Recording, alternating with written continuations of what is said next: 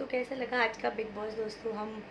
हमने जो भी देखा आज बिग बॉस में, फ्रॉम कविता का पूरा कड़क वाला कैप्टनसी से लेके, नेपोटिज्म से लेके, रेड जोन में कौन अंदर गया कौन बाहर आया, ये सब हमने देखा। आप बताइए आपको कैसा लगा आज का बिग बॉस, और जिन्होंने बिग बॉस नहीं देखा उनके लिए मैं आज बता दूं कि आज बिग बॉस में क्या क्या हुआ। तो शुरुआत हुई जैसा कि कल बिग बॉस ने डिसाइड किया था कि कविता जो है वो कैप्टन बनेंगी, और वो जैसा हमने सोचा था वैसे ही कैप्टन बन के निखर के आई हैं, बिल्कुल कड़कदार, एकदम स्ट्रिक्ट, जैसा कि उन्होंने अपने एफआईआर सीरियल में चंद्रमुखी चौटाला का रोल किया था। बस वही याद आ गया हमको, वही उनका हरियाणवी एक्सेंट वाली जो पुलिस बनी थी वो बिल्कुल वैसे ही रूप में वो हमें आज दिखाई दी कि नियम फॉलो करना है तो करना है, जो भी ब्रेक करेगा उसको मैं ज़बरदस्त पनिशमेंट दूंगी और मैं छोड़ूंगी नहीं। तो वहीं अपनी पवित्रा जो है वो स्मोक करते हुए, जब वो एक स्मोकिंग जोन में जब वो बैठी थी जहाँ पर साइड में मीटिंग चल रही थी, क्योंकि अपनी कविता ने मीटिंग बैठाई थी कि क्या क्या रूल्स हम बनाएंगे, किसको क्या क्या ड्यूटीज़ असाइन होंगी, कौन कौन रूल ब्रेक करेगा तो कैसे कैसे पनिशमेंट मिलेंगे, ये सब कुछ चल रहा था। वहीं शार्दुल जो थे वो किचन में थे और कविता को आया गुस्सा और उन्होंने शार्दुल की भी क्लास लगाई और फिर उन्होंने अपनी पवित्रा की भी क्लास लगाई, क्योंकि वो थोड़े टाइम के लिए पवित्रा को ज्वाइन करने स्मोकिंग रूम में चले गए थे।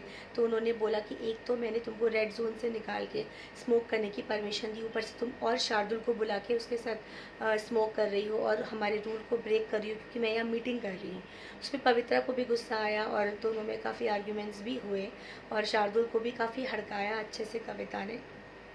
पूरे घर वाले जो हैं वो हिल गए कि भाई ये कौन आ गया हमारे घर में कैप्टन बन के। बट सच बताऊँ तो मज़ा आ गया। ये था स्टार्टिंग। उसके बाद हुआ किचन पे वार, जहाँ पर राहुल एज़ यूजुअल खाने को लेके झगड़ा करते हुए मिले। मुझे एक रोटी कम मिली, मुझे ये रोटी कम मिली, इतना आटा रखा है खाने को नहीं मिलता। उस पर जैस्मीन, अपनी रुबीना और अभिनव ने बोला कि जब इतना आटा बचा है तो फिर इतनी रोटियाँ फेंक के क्यों जाती हैं, तुम लोग क्यों वेस्ट करते हो और खाते क्यों नहीं हो, किसने रोका है तुम लोगों को। तो इस बात पे आर्ग्यूमेंट चल रहा था। फिर निकी तंबोली जहाँ पर बिना मतलब रूबीना पे अटैक करती हुई देखी कि यहाँ पर मेरा टिश्यू गिरा है, उसने उठाया नहीं, उसने बेडरूम की सफाई नहीं की। वहाँ कविता ने उसको प्रॉपर अच्छे से समझाया कि भाई अननेसेसरी की आर्ग्यूमेंट मत करो। उसने रूबीना को बोला कि जाके एक बार बेडरूम साफ़ कर दो, रूबीना ने नॉर्मली कर दिया। वहीं अभिनव आज बहुत बहुत मस्ती के मूड में दिखे, उन्होंने निकी की बैंड बजा दी।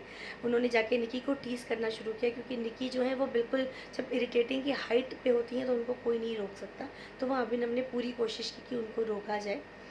अब क्या होता है, नॉमिनेशन की बारी आती है। अब नॉमिनेशन में टास्क था कि जिसको आप नहीं चाहते घर में रहे उसके फेस पे फोम मलना है रीज़न देके। तो रेड जोन में जो ऑलरेडी थे वो ऑलरेडी नॉमिनेटेड थे, यानी कि एजाज और पवित्रा। जो नए कंटेस्टेंट आए हैं वो ऑलरेडी सेफ थे, क्योंकि वो नए वाइल्ड कार्ड एंट्रीज़ हैं और अपनी कैप्टन तो सेफ थी ही।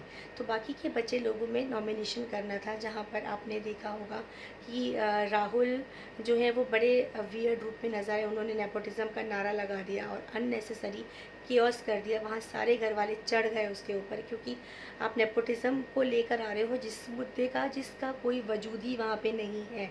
आप किसी एक टैलेंटेड सिंगर के बेटे को डिसरिस्पेक्ट दे रहे हो और डायरेक्टली आप उस इतने सीनियर सिंगर को, इतने ज़बरदस्त सिंगर को, कुमार सानू जी को आप डिसरिस्पेक्ट दे रहे हो। ये कहाँ की बात है। और अगर रही बात टैलेंट की, तो हम सब ने जान का टैलेंट देखा है, क्योंकि एक टास्क में जब जान और राहुल वैद्या को गाना था, वहाँ जान ने बेहतरीन गाने से सबका दिल जीता था। तो ये बात जायज़ है कि जान जो है वो एक बहुत बेहतरीन सिंगर है। और यहाँ पर बाप ने किसको बनाया, बेटे ने किसको बनाया, ये मुद्दा उठाने का कोई लॉजिक नहीं था। वहीं जान ने अपने मम्मी पापा के सेपरेशन के बारे में बताया, जिसको सुन कर के लोगों को भी दुख हुआ, घर के लोगों को भी, कि अननेसेसरी उनको अपनी फैमिली का, जो अपने मम्मी पापा जो सेपरेट रहते हैं उसके बारे में बताना पड़ा। तो दोस्तों यह नेपोटिज्म का मुद्दा उठाए तो मैं एक बात ज़रूर बोलना चाहूँगी, जो मेरी अपनी पर्सनल राय है, आपकी जो भी हो आप मुझे प्लीज़ ज़रूर बताइएगा।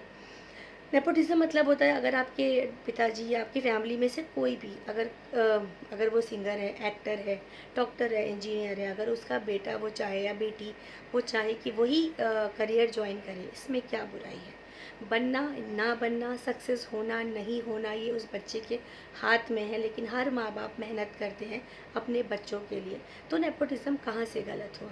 आज कितने ऐसे एक्टर्स हैं जिनके जो सुपरस्टार हैं, लेकिन उनके जो बच्चे हैं वो उतना टैलेंट नहीं दिखा पाए, और कुछ एक्टर्स के बच्चे कमाल का टैलेंट दिखा के छा गए, और वहीं जिनके पीछे बैकग्राउंड में कोई फैमिली, कोई सपोर्ट फिल्म ही नहीं था, वो हीरो हीरोइन आज की डेट में कितने आगे निकल चुके हैं।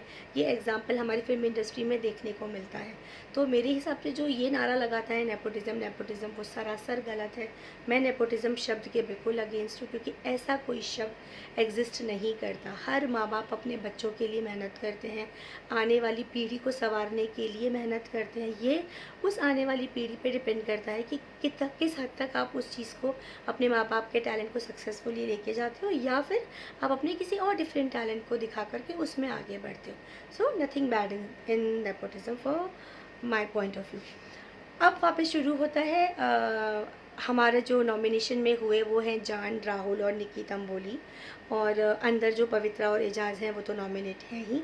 वहीं कविता को एक स्पेशल वो मिला, ऑफर दिया बिग बॉस ने कि भाई कविता आप किसी एक को सेव कीजिए जिसको लगता है कि घर में रहने लायक है, नॉमिनेशन के लायक नहीं है। तो उन्होंने एजाज़ को चुना। उन्होंने ये भी रीज़न दिया कि वो मेरे दोस्त हैं इसलिए नहीं, बल्कि मैं इस बिग बॉस को बाहर से अच्छे से देखा, और मैंने देखा है एजाज़ अपना फुल देते हैं जब वो घर के टास्क को करने पे आते हैं।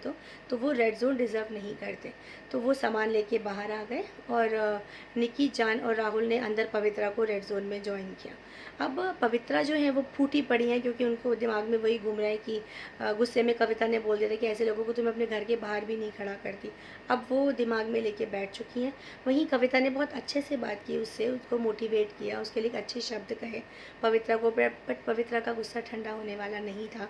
तो अब हम कल के एपिसोड में देखेंगे कि क्या पवित्रा नॉर्मल होंगी, क्या एजाज़ को सेव करना उसका कविता का बिल्कुल सही चॉइस थी, कविता की आगे की कैप्टेंसी कैसी जाती है, और शार्दुल और नैना जो आज बिल्कुल नहीं दिखे, नैना तो ज़ीरो ही थी, कुछ नहीं दिखी आज।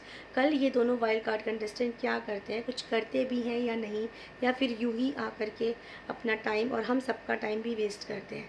तो कल पता चलेगा, कल के एपिसोड में हम देखेंगे। और आज के एपिसोड में जितना हुआ मैंने आपको बता दिया। आप ज़रूर देखिएगा, वूट पर कभी भी लॉगिन करके देख सकते हैं, और सिने स्पीक्स को देखना मत भूलिएगा, क्योंकि सही जानकारी, लेटेस्ट जानकारी और अपडेटेड जानकारी हम देते हैं आपको। जुड़े रहिए, बने रहिए, कमेंट करिए, सब्सक्राइब करिए, शेयर कीजिए इस वीडियो को।